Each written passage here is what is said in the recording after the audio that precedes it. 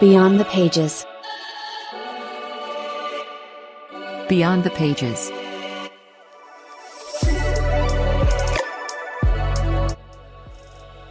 Have you ever looked at your career paths in life and you wonder, can I do more?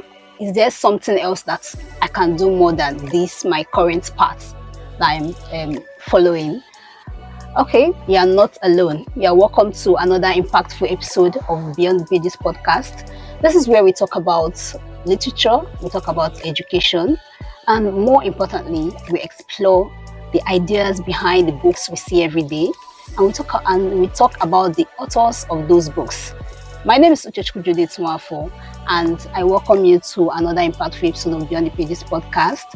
I'm very, very excited to bring to you this podcast today because we have an esteemed guest with us today for this podcast. Why did I say an esteemed guest? He's a man that wears many hats, Dr. Wale Okediran. We are very honored to have him on today's podcast.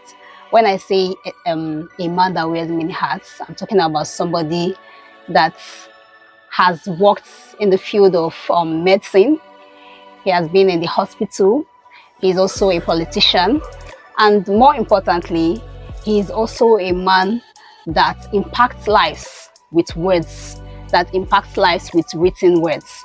So on today's episode, we are going to discuss about the bold shift from medicine to storytelling, how he's able to do both, how he's able to do everything, telling stories with words, healing people in the hospital, and also a politician. That's a lot, if you would agree with me. So we are very, very honored to have you on our today's episode with Dr. Wale Okediran. Welcome to Beyond Pages podcast. Thank you. It's a pleasure to be here. Thank you. Okay, before we go into the questions for our podcast, we would love to know a little bit more about you. Yeah, we want to hear from the horse's mouth. Yes. Who is Dr. Wale Okediran? Well, I'm a medical doctor by training. Okay. And I would say also a writer by calling.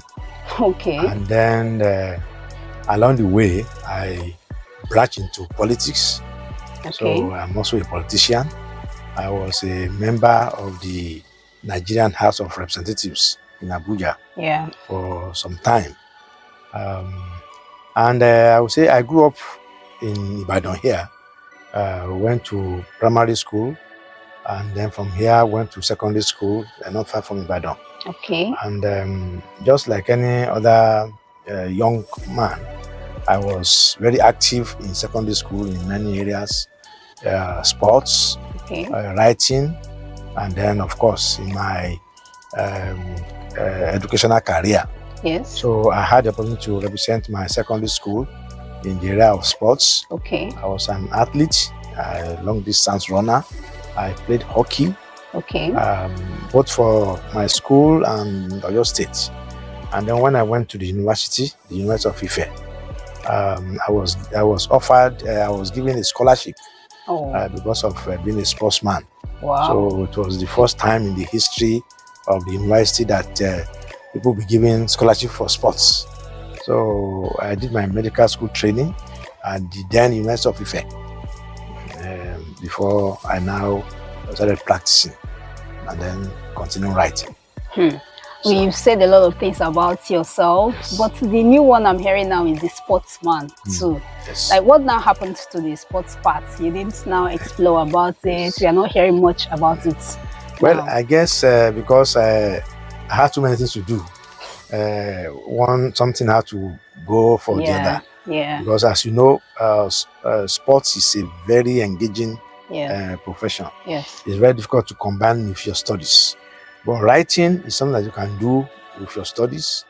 And by the time I finished my medical school training, to be sure that I was actually meant to write, I did another course in writing itself. Okay. And I got a diploma in creative writing. Okay. And so that one now settled me with writing.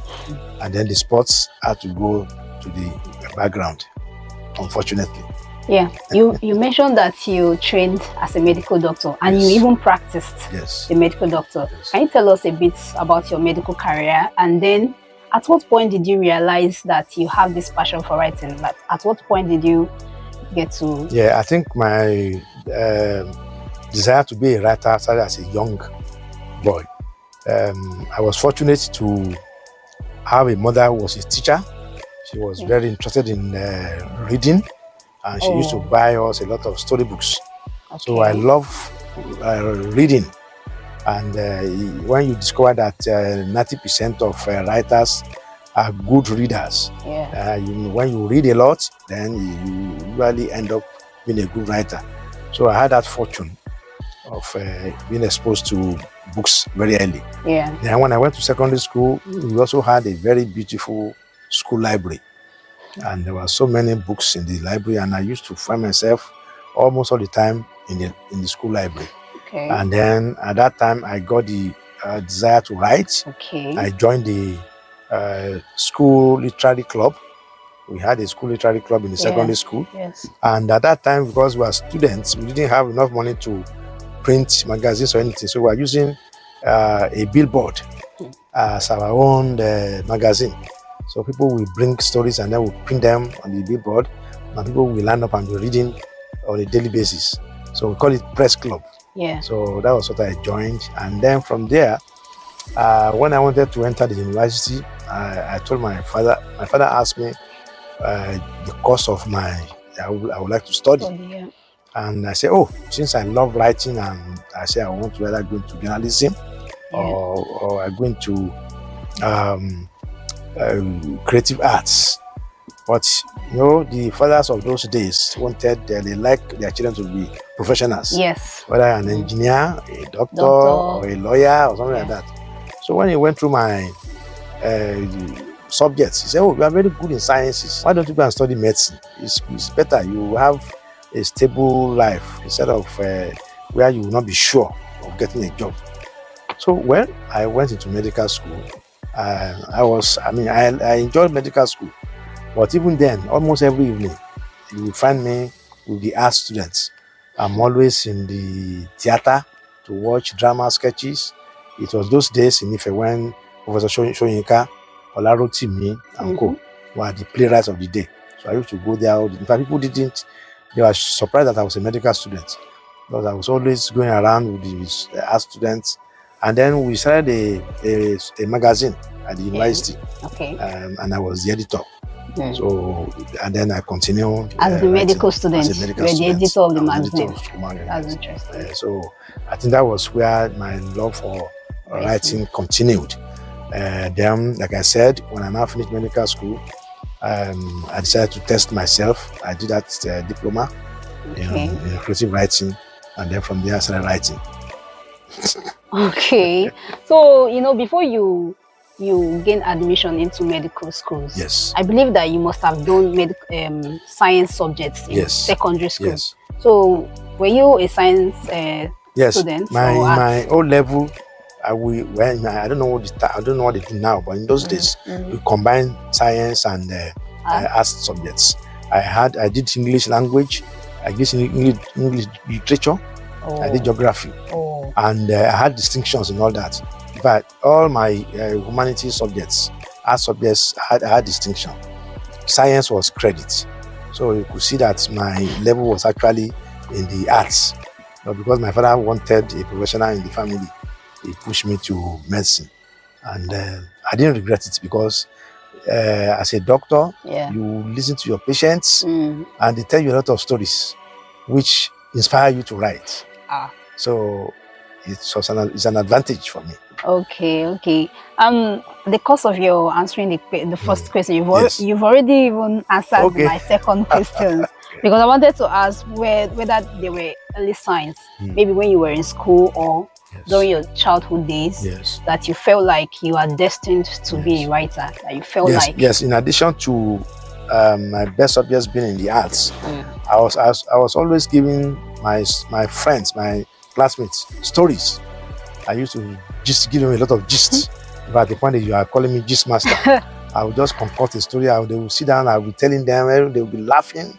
So I think my storytelling ability has been inborn from beginning. I'm only fortunate to have been able to improve it. Medicine career to writing, how you tell people stories, even how you were still active in literature while you are in medicine. But I also want to understand, more people, rarely people don't link politics with literature. I would like to understand, how were you able to do it? Yes. As a legislator too, you were able to still keep on with the fire of writing. Yeah. I think apart from the fact that I write stories, I was also a columnist. Okay. I had a newspaper column in the Guardian and the Tribune in those days. And most of the time I used to criticize politicians. I used to abuse them. Okay. These people, they don't know what they are doing. They don't know their left and right. I don't know. So I was very vocal in them. Then at a point, I was introduced to late Chief Bolaige. Okay. Former Attorney General for Federation of Nigeria. Yeah. He too was a writer. So we used to attend a writers' meeting together.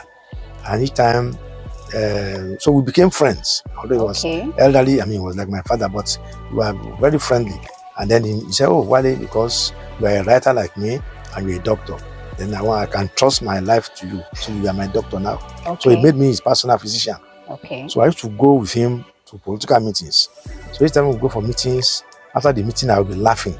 He would say, why are you laughing? I would say, this is your politicians. They look so funny. See the way they are dressed. See the way they are eating. I was very critical of politicians. Then he said, well, it's not our fault. When people like you, those in the middle class, don't want to go into politics, we will make use of what you have. So when I continued to be critical, then one day, I didn't know he was planning for me. One day he had gone to register me for the political party. Then he just came and said, well, come, this is your card.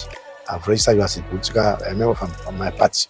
Since you criticize them a lot, come and join and correct them. Yeah. You can't be correcting people, you can't be criticizing from outside. The only way you can make progress is by joining them. So that's why I joined politics. And when I got home, I told my wife that I just came from Chief Bolaige and he has given me the card as a politician. Then my wife started crying. She said, hey, you want to join politics? They will kill you. Why are you doing politics? You're a doctor. I didn't marry a politician. I married a doctor. What is all this? Anyway, she was very scared. She was worried. But Chief Bolaige was able to assure her that there's no problem. And that's why initially I was given an appointment as the chairman of the Hospitals Management Board because I'm a medical doctor. Okay. I didn't know, they were just trying to draw me in gradually. They said, okay, this is a doctor, let him manage the hospitals for us. So that was my first appointment as a politician. I used to go for their rallies, go for meetings, but I would just sit down in one corner.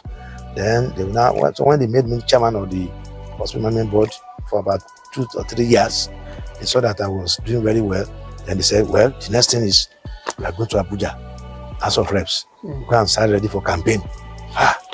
And that was where the real campaign started. And that's why I knew the difference between just being given an appointment and being a real politician. Yeah. So it was a very tough time.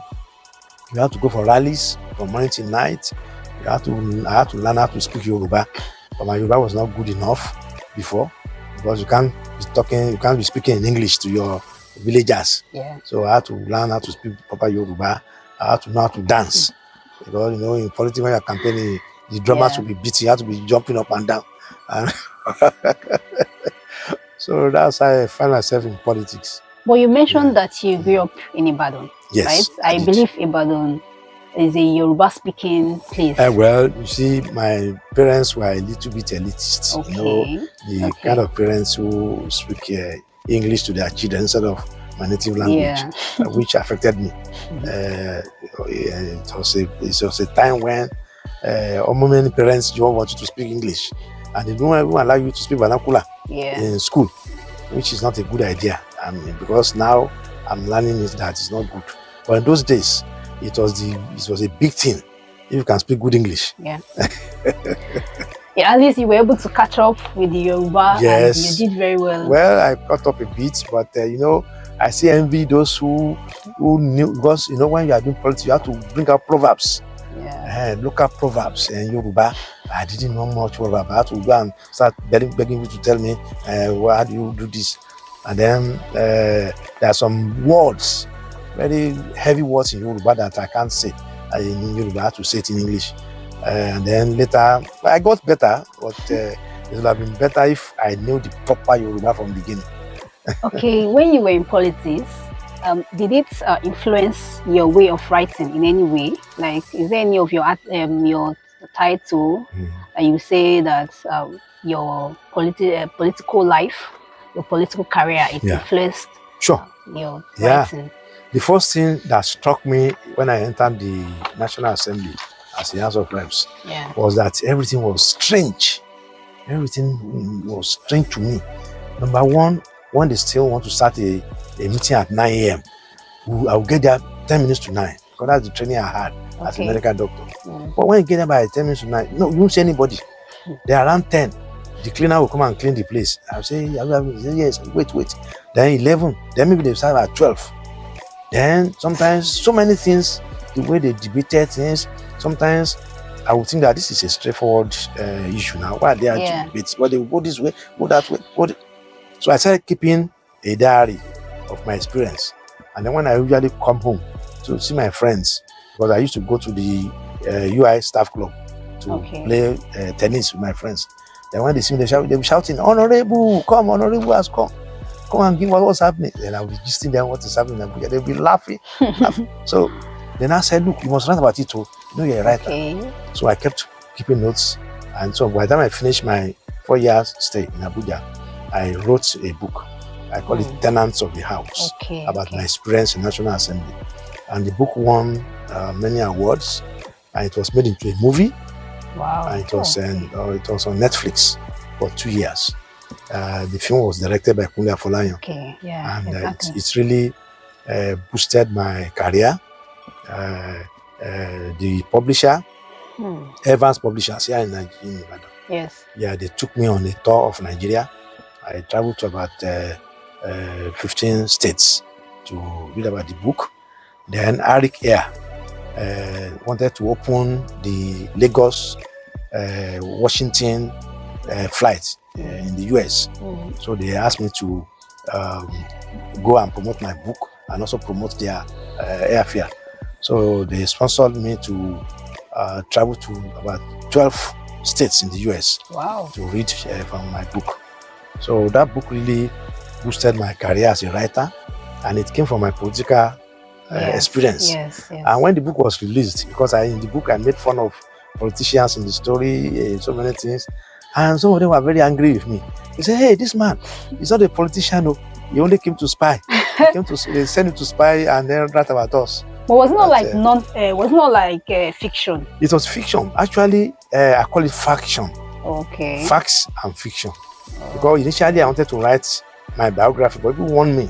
They said, "Look, if you write your biography, people can sue you because you mentioned that somebody took bribe or somebody did this, somebody took Ghana must go back, or this, they will sue you." So I now changed it into fiction.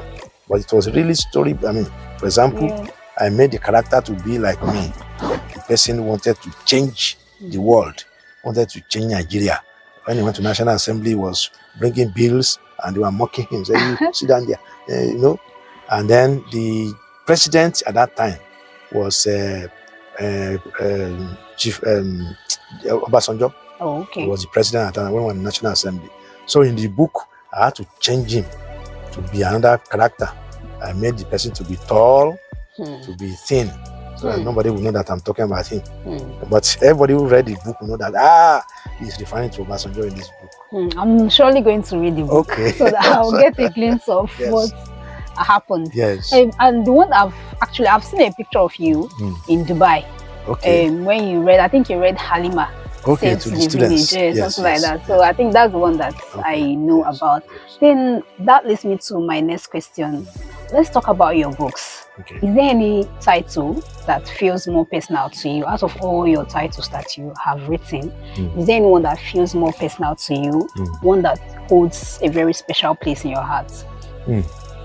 Very good question, and a difficult one. Because it's like asking you that out of your children, which one do you like best, which one you don't like? Well, I would say two books stand out. Okay. The first is the one I mentioned now, Tenants of the House. Okay. Because it's really brought out the side of politicians that Nigerians don't know, the kind of struggles they go through.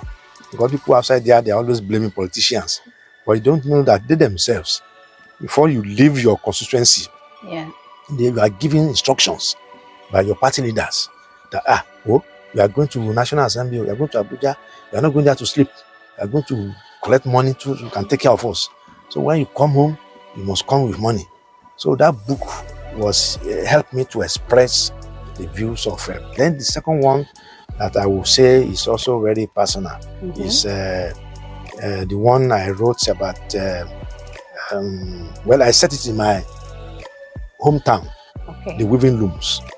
The weaving looms, yes. Okay. I set it, my hometown is saying, and our job there is weaving. Most of the traditional ashoke, all those beautiful ashokes, they come from that place. And so I now set that story there about a family, some brothers who are fighting over their father's inheritance. The father was a weaver who left a lot of weaving looms for the children, and they were fighting over it. But the thing was that I was able to really showcase all the beautiful things in the village setting. So those two things. But all the other books are also personal, but I think those two stand out. And the one that stands out to you. Yes. Because at least you used it to tell an important story that you wanted to. You know, I've been to Hussein. I camped in Hussein. So I was not able to explore anything. I just went to camp and left camp back to Ibadan. So I was not able to explore. Maybe it's the center of weaving. Weaving. Wow, that's interesting. Okay, so looking at your journey as a doctor, as a politician, as an author, as a mentor to many people, which role, out of these roles, which one feels more defining? Which one will you say that this part of my career is the one that that defines you most, that gives you the, how would I say it? Satisfaction. Yeah, satisfaction. Another difficult question. Because, well, you know, in life, sometimes when you say you believe in destiny, I think that would be a good case to say I believe in destiny. Because I never sat down when I was young that, I want to be a doctor, I want to be a writer, I want to be a politician. In fact, if anybody told me when I was a young boy that I will be going to politics or I will be a writer, I would just say all I wanted to do was to obey my parents, go to school, so that they will not beat me, and then pass and do for work. But along the line, all these things came about. So which one is more? Because this morning, I'm still a doctor. This morning, I had to go to my hospital. It's still here in Songo, Cornerstone Hospital. I was called to come and review a case.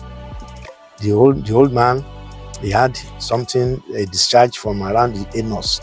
And he has been to so many hospitals, about 5 different hospitals. He has spent so much money. And even without seeing him, I told my matron that I know the diagnosis. He said, "Why do you know?" I said, "I know." So by the time I examined the woman, I told him, yes, there is a hole beside your anus that is bringing out this thing, and you need an operation. The man was looking at me like this. I said, yes. He said he has spent so much money. And by the time we gave him the bill, and I have not done the operation, but I'm sure by the time I do it, it will be okay. But he was happy that I got. So I feel happy. This is somebody who has gone all over the place. And it's because I was fortunate to have very good teachers who taught me very well in medical school, that even though I have not been in my hospital the last 3 months now, if I see a patient, even or you are here, if you just tell me your complaint, I can give you a diagnosis. So I would say medical life is fulfilling because you help people and you see the instant results. And then for writing, what do I say? I'm called everywhere. I was asked to come from Ghana to give a lecture in Osogbo 2 days ago. By the time I gave the lecture, I got a standing ovation. People came outside the lecture to come and ask me, how can they write? How can they do this? Early this year, I was in Morocco for 3 months. I was asked to come and teach students how to write travel literature. I finished the course. When I was going, I said I finished, I'm going back to my country. Some of the students were crying. I should not go. So it's also fulfilling.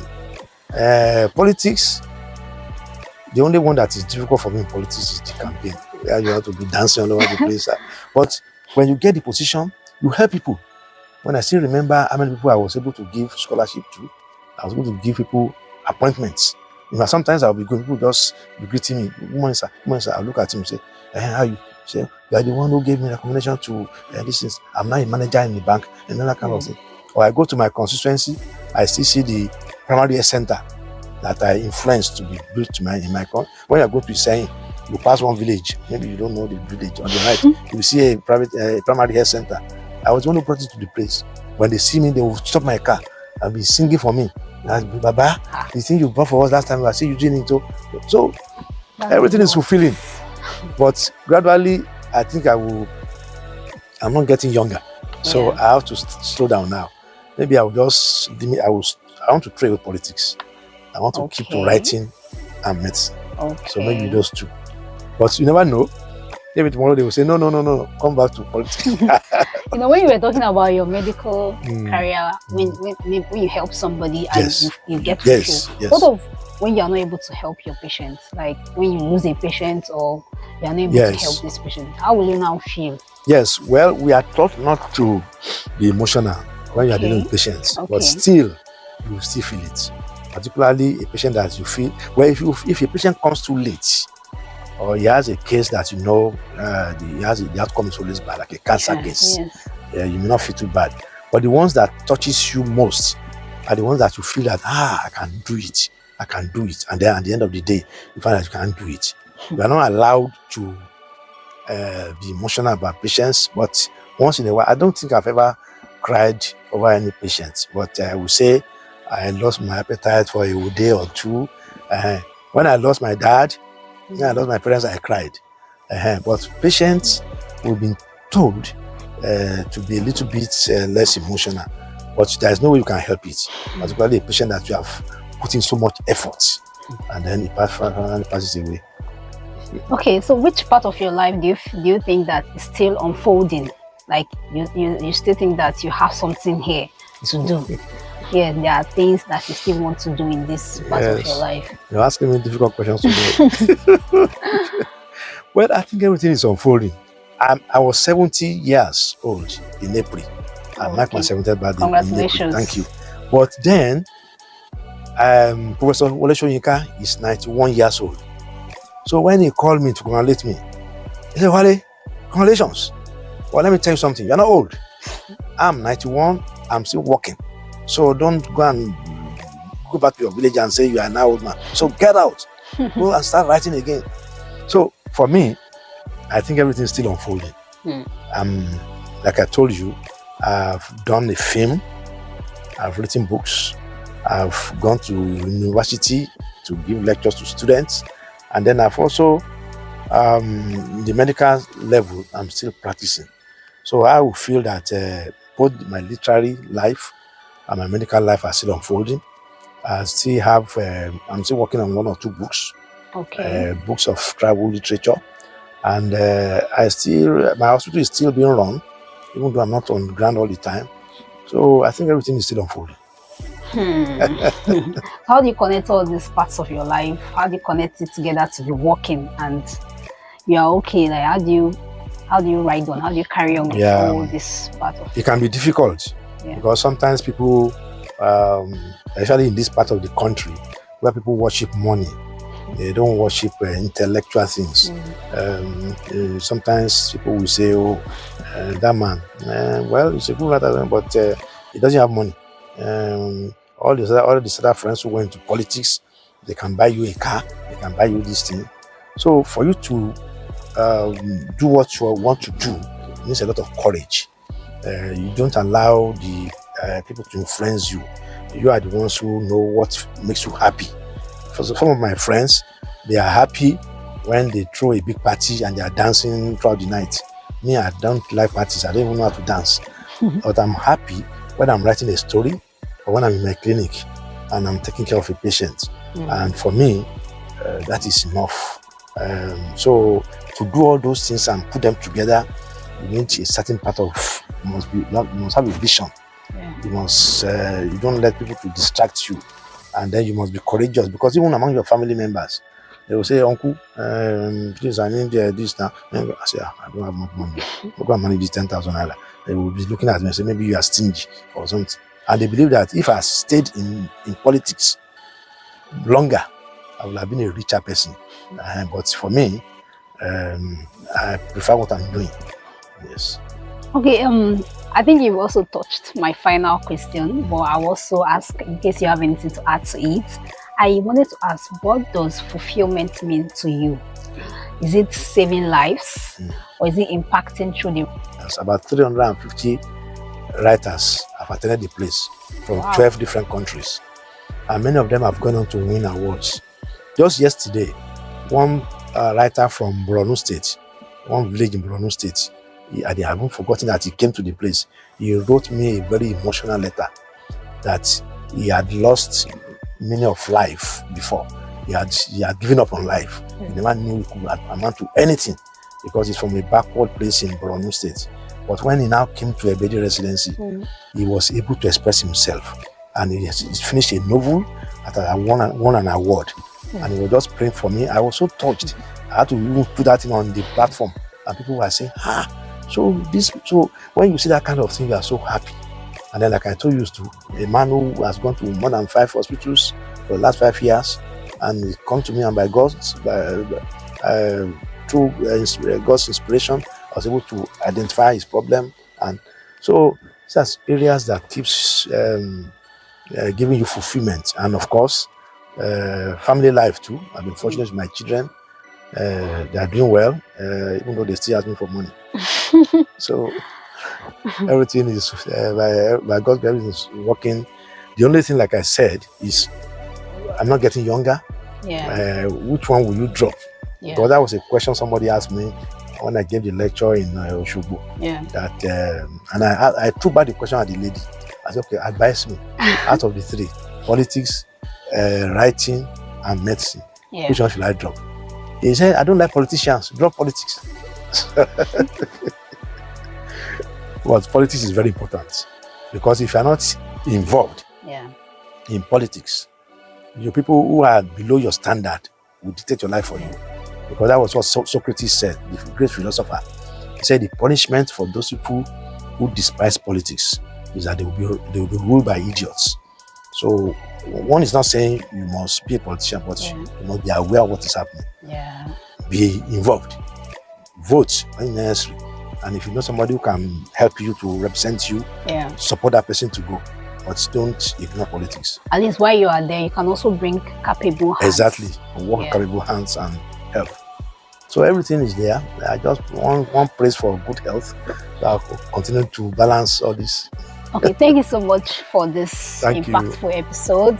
We are very grateful that you honored our invitation. Thank you. And we also thank you for the rich and inspiring words that you've told us today about yourself. And it's actually inspiring that life isn't linear. Someone can be able to do a lot. Like, it's not that I'm a writer, that's what I am. You can explore other parts. Arts, science, they are too. Sure. So we appreciate you for honoring our invitation for this podcast. I don't know if you have any other thing you want to drop before we round up the podcast. Well, the only thing is just what you just said. Okay. That one can combine literature with so many things. In recent times, I've been involved in what they call medical humanities. Okay. That is the use of literature in medicine.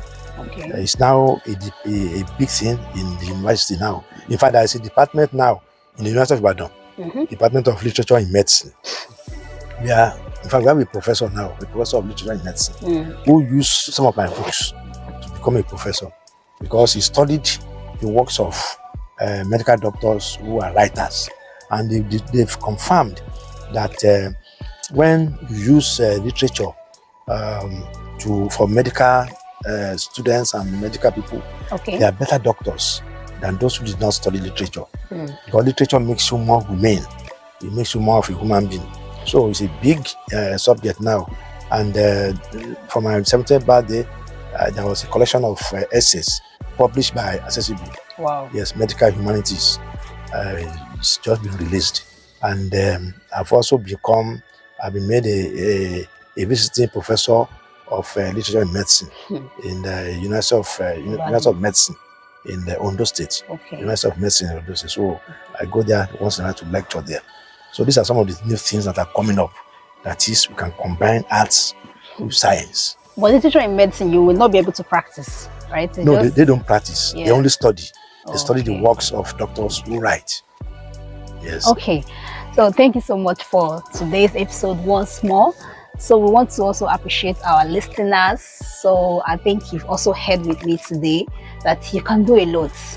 You can explore. You can do more than what you are currently doing. This is if you have ever felt like, can I do more? Can I explore other careers? This is your confirmation today with our guest that you can write as many chapters of your life as possible. So if you feel like today's episode has been inspiring, it has touched you in one way or the other, please continue to share the episode, like, comment, and we are online. We are on Facebook, we are on Instagram, we are on YouTube, we are on TikTok too, as Accessible Publishers Limited. We are on X, formerly Twitter, as Accessible PL. Then our website is www.accessiblepublishers.com.